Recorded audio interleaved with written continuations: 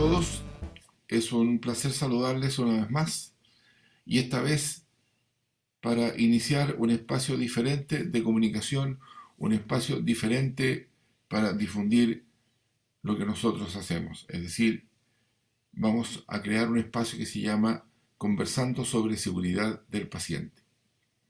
Pretendemos establecer una conversación con un entrevistado que tenga raíces en el tema de la seguridad del paciente. Hoy conversaremos con la señora Paola Martínez Osorio.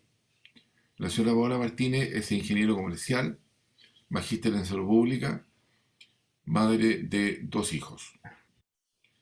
Y la primera pregunta, en realidad, que luego de presentarles a Paola, es preguntarle a Paola por qué esa alianza que usted hizo entre la ingeniería comercial y el magíster en salud pública y su mirada del concepto de salud.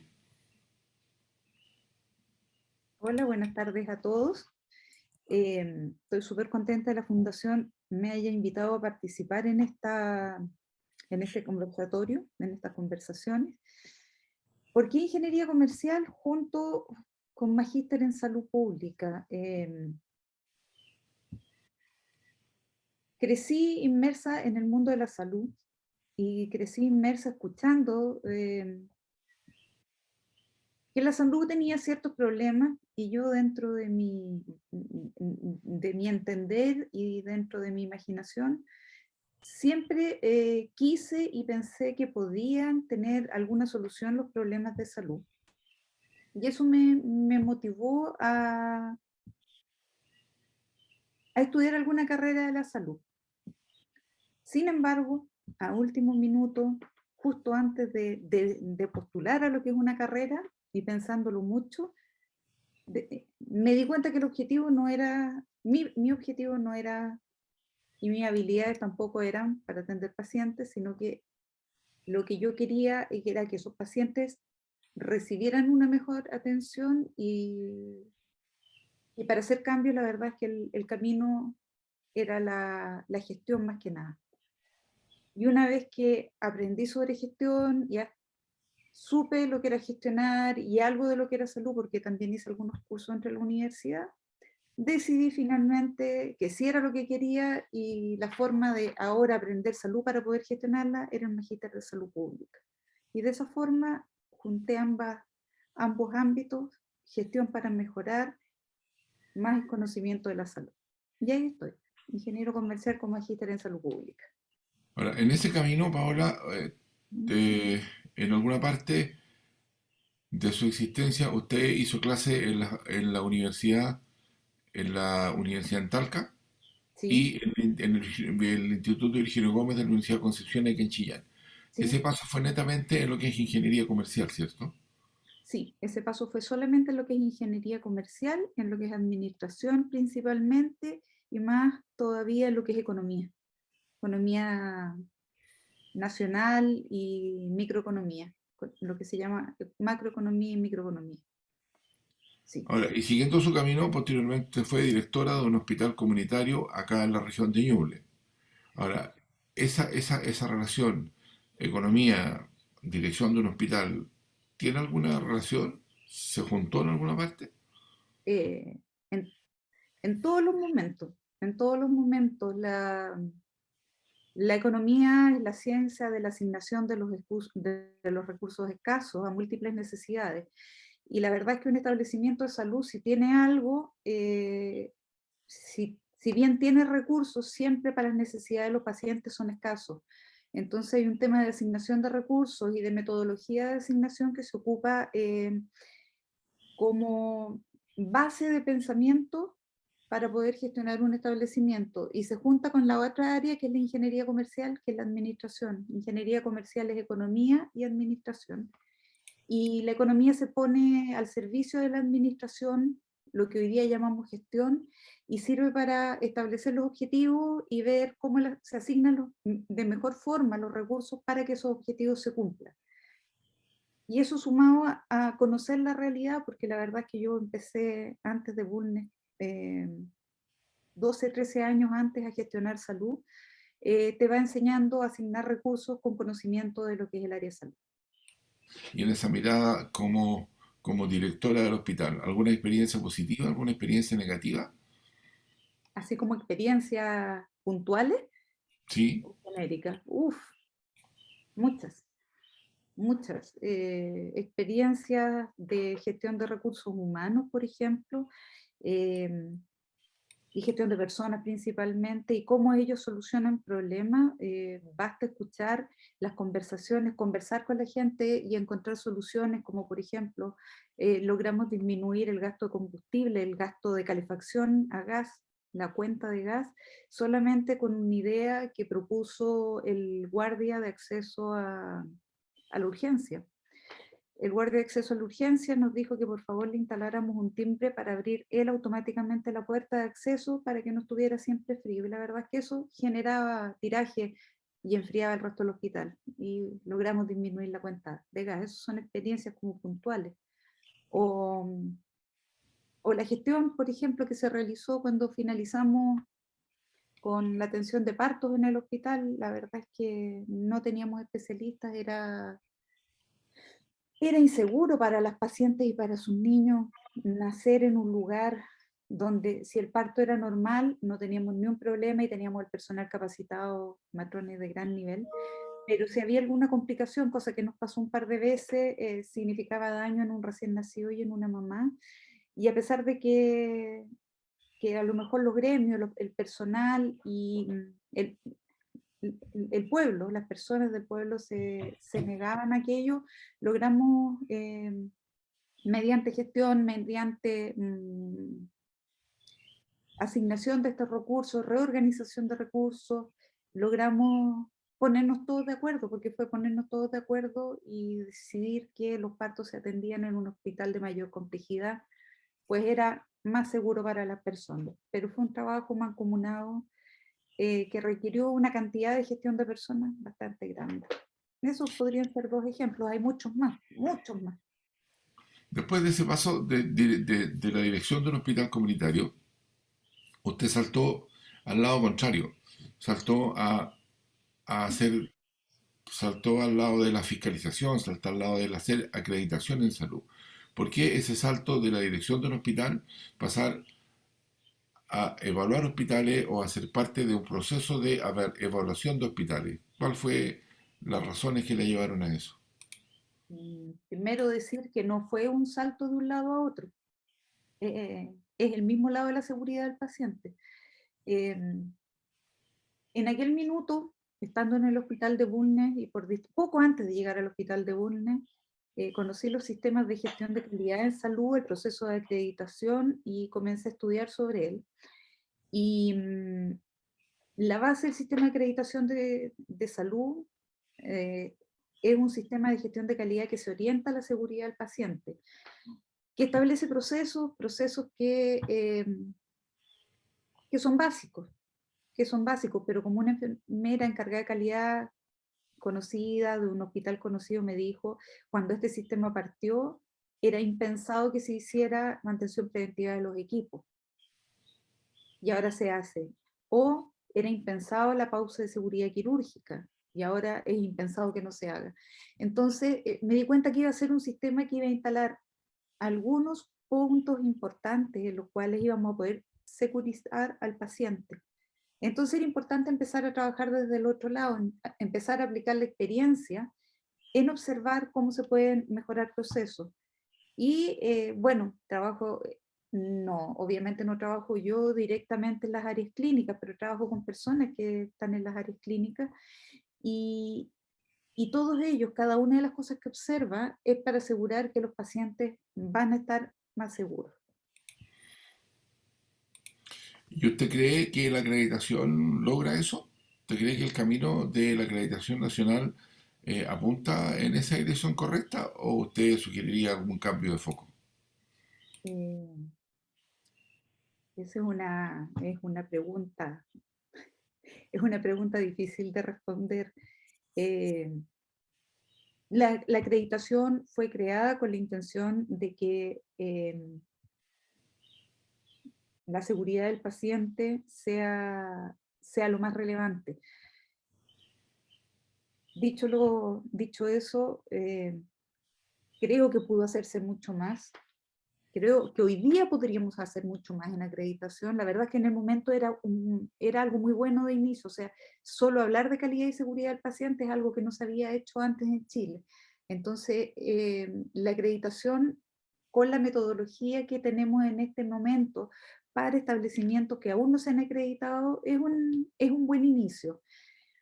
Mm, es un buen inicio para un camino en seguridad del paciente. Sin embargo, mantenernos dentro de ese camino con ese mismo nivel de exigencia, a pesar de que la acreditación es escalonada en su exigencia, pero mantenernos en esa misma pauta, en ese mismo camino, por ejemplo, seguir viendo si es que el lavado de manos es correcto, aunque nunca terminamos de aprender a lavarnos las manos, pero mantenernos siempre en lo mismo, creo que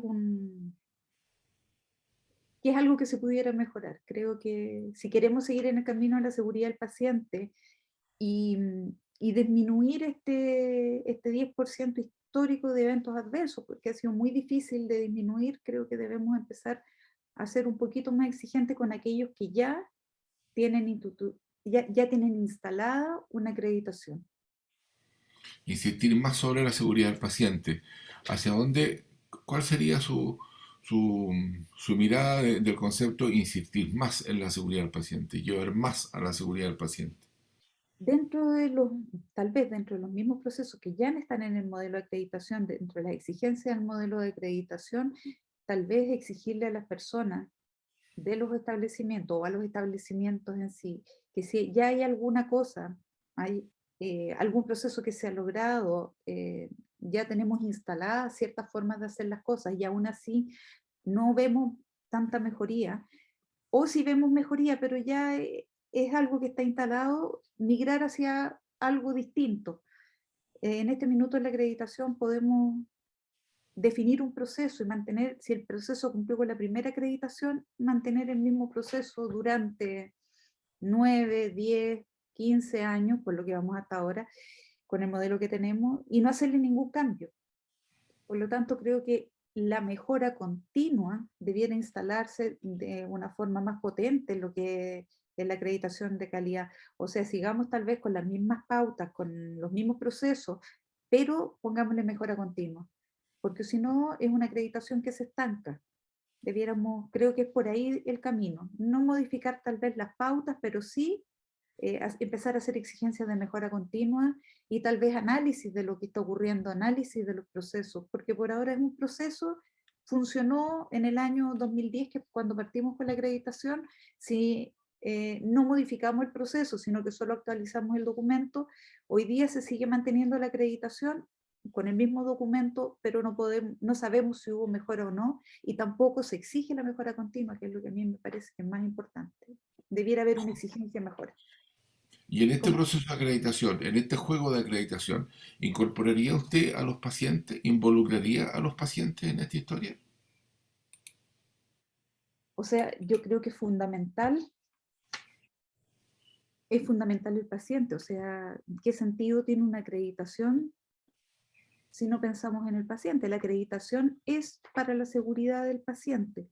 Eh, Actualmente en este planear de la acreditación, en este mantenernos siempre haciendo lo mismo que mencionaba recién, lo que estamos observando, y trabajo como evaluadora, como dije antes, estamos observando que el proceso de acreditación se está volviendo hospital céntrico, profesional de la salud céntrico,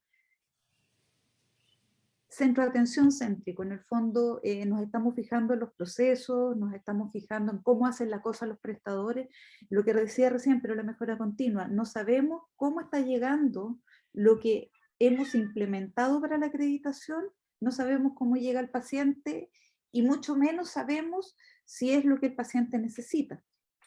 Y en este Clara, proceso, ¿usted se ha sentido paciente? ¿Usted ha sido paciente en este minuto?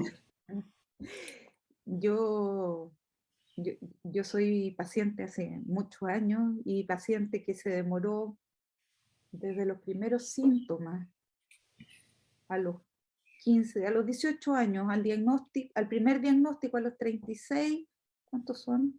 20 años, casi 20 años, diciendo que me sentía mal y escuchando que era psiquiátrico. De hecho, hasta hoy ¿Y eso es día, parte de la seguridad del paciente?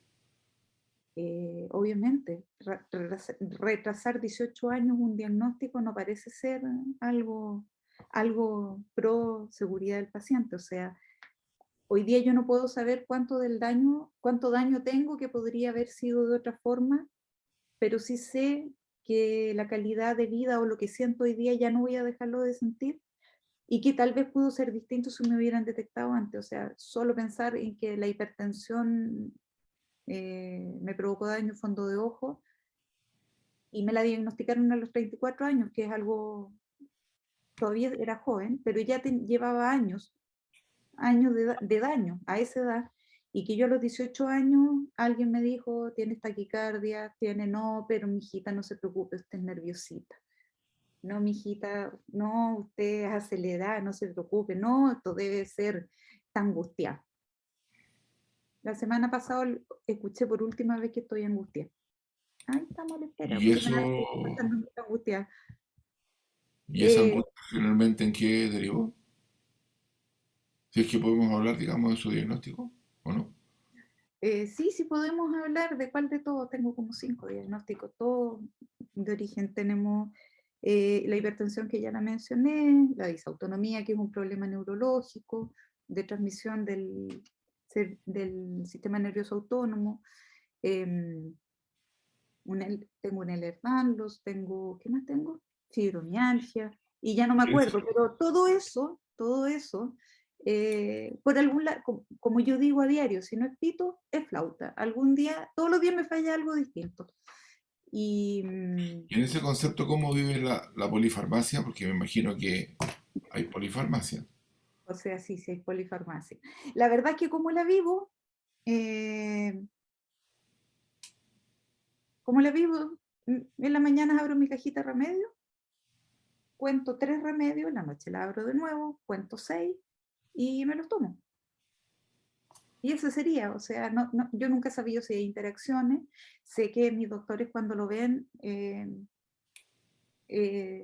interacciones, pero por ejemplo, por ahí tengo una amiga químico farmacéutico que me dice, tómese cada media hora los remedios, pero cuando uno toma 1, 2, 3, 4, 5, 6, 7, 8, 9 pastillas distintas en un día, cada media hora me pasaría la vida tomando pastillas. Y como en algo me sirven, tomo 3, tomo 6, 2 veces al día y las tomo de una vez. La polifarmacia es todo un tema, también que no sé hasta qué punto pudiera dañar, porque cuando un doctor me dice que cada 6 meses tengo que hacerme exámenes hepáticos, porque el remedio que tomo es complicado, puede causar daño hepático, y después otra doctora me dice para otra cosa que tome otro remedio que potencialmente también causa daño hepático, uno de los dos dejó de tomar. No, ya a estas alturas la decisión, como digo, soy paciente, la decisión la tomo yo. No muy informada o más informada, pero Entonces, aquí se hace en lo que esta yo quiero, historia, información. entonces, en su historia, en su Ujú. historia hemos ido desde un ingeniero que pretende que llega a salud a tratar de transformar la salud desde la mirada de la economía. Sí, Eh, Dirigió un hospital, trabaja en acreditación tratando de mejorar el sistema, mejorando la calidad del sistema. Trabaja también en la Fundación para la Seguridad del Paciente como parte del sí, directorio. sí. Eh, Se siente trabajando como pacientes por la seguridad del paciente. Entonces, la pregunta final, desde toda esta experiencia de vida, de esta experiencia de paciente, experiencia profesional, ¿cuál es la receta? ¿Cuál es la opinión? ¿Cómo mejoraría usted el sistema de salud? ¿Cuál sería? No, sí, claro, sí, no es una pregunta fácil, pero desde su punto de vista, ¿cuál es la palabra clave para la mejora en un sistema de salud? Con la palabra que se usa hoy día es gestión. Es lo que yo llamo administración, porque administración creo que es un término bastante más amplio. Eh, creo, creo que todos los profesionales de salud dan su mejor esfuerzo por sus pacientes. No creo que nadie se levante en la mañana con la intención de decir, yo voy a dañar a mi paciente. Pero hay interrelaciones de procesos, de personas, de conocimientos que no están conversando. Por ejemplo, no conversa el área administrativa de un hospital con el área clínica. Sin embargo, también nadie se ha dado cuenta que una mala gestión administrativa, un mal proceso administrativo puede dañar al paciente. Tampoco hay conversaciones entre distintos niveles de profesionales. Eh, cada ¿Qué uno de significa ellos eso? ¿Qué significa eso? ¿Qué quiere decir con eso de que no hay conversación entre las áreas administrativas y las áreas clínicas? ¿Cómo lo traduces eso? no puede ser, no puede ser que un funcionario de contabilidad, por ejemplo, crea que, que su trabajo es pagar los sueldos y nada más. Su trabajo es pagar los sueldos, pero él paga sueldos para que el paciente esté más seguro. Porque es una cadena, o sea, el que paga el sueldo hace que este trabajador de la salud, que trabaja porque necesita dinero, todos trabajamos en algo, ellos eligieron trabajar en salud es porque quieren cuidar pacientes, pero sin embargo hay aspectos prácticos de su vida, necesitan un sueldo, y que el que está en contabilidad no entiende que con su trabajo está haciendo que el personal de salud esté más tranquilo y que esa tranquilidad en ese personal de salud va a significar una mejor atención del paciente o un paciente más seguro. No puede ser, no puede ser que el área de finanzas o el área de abastecimiento, no puede ser que el área de abastecimiento no sepa que trabaja para el paciente y que su obligación es la seguridad del paciente, porque como abastecimiento no lo sabe, cree que lo de ellos es comprar lo más barato, salir con el presupuesto y tratar de comprar lo más posible. Y resulta que cuando uno abastecimiento no sabe que trabaja para el paciente, toma riesgo al hacer sus compras, orientados en criterios económicos monetarios. Que más encima de que no le dan seguridad al paciente cuando se compra un producto de repente. Una vez, una vez cuando yo estaba en la dirección del hospital, quisieron cambiar el mercurio de los esfingomanómetros, los termómetros, por algunos electrónicos, pero los compraron en base a pilas AA. No eran recargables, ¿no? Sino que funcionaban con pilas. Ustedes comprenderán que un esfingomanómetro que funciona con pilas, en una urgencia de un hospital, las pilas eran una tremenda compra y finalmente salían caras, contaminábamos más que el mercurio.